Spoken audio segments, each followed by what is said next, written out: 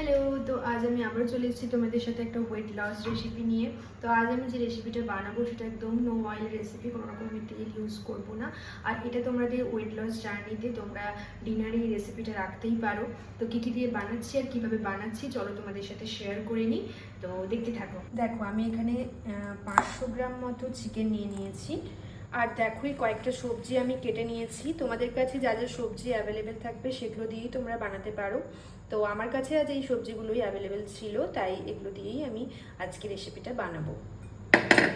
প্রথমেই দেখো প্রেশারের মধ্যে আমি 1 চামচ বাটার অ্যাড করেছি। পর আমি একে একে এই সবজিগুলো অ্যাড করে দেবো।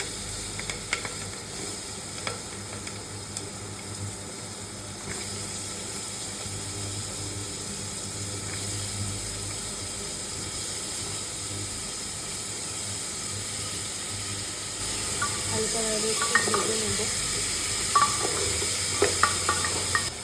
আর দেখো আমি একটু আদা রসুন একটু গ্রেট করে নিয়েছিলাম, এটা আমি এখানে অ্যাড করে দিলাম। আর দেখো আমি এখানে একটু জিরে গুঁড়ো অ্যাড করলাম আর দিলাম এই শাহি গরম মশলা। তোমরা এখানে গোটা গরম মশলাও দিতে পারো, বাট আমি এখানে গুঁড়োটাই অ্যাড করছি।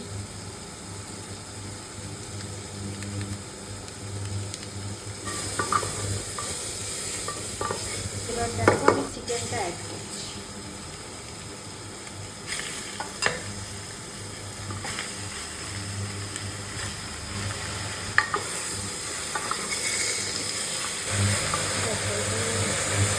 হালকা করে একটু ফ্রাই করে দিচ্ছি। আর আমি এখানে জল অ্যাড করব। এবার তোমরা তোমাদের স্বাদ মতো এখানে নুনটা দিয়ে দেবে। আমি একটু ব্ল্যাক পেপার ইউজ করব। শেষে ধনে পাতা দিয়ে আমি প্রেসারের ঢাকনাটা বন্ধ করব।